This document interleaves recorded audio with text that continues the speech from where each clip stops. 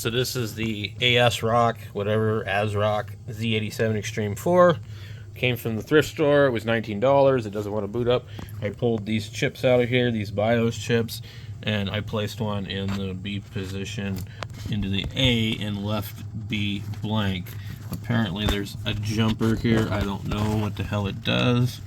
I would guess maybe it clears. That one says clears. And then the other one says BIOS select 1. And then I think it's the speaker above it, but I can't be sure. So I don't know.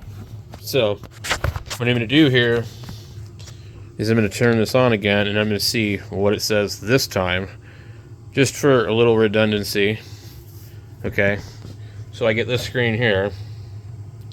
Okay, CMOS date and time not set. Okay, press F2 or delete to run setup, press F1 to continue.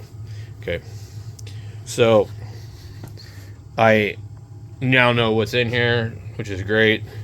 Do I need to stick this one back in there? Is this one bad?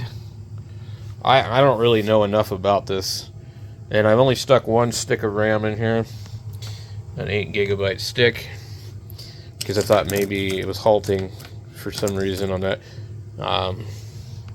And I don't know what the 99 means, but anyway, there's, you know, some stuff here. I don't know anything about this board. I haven't even pulled up the info on it.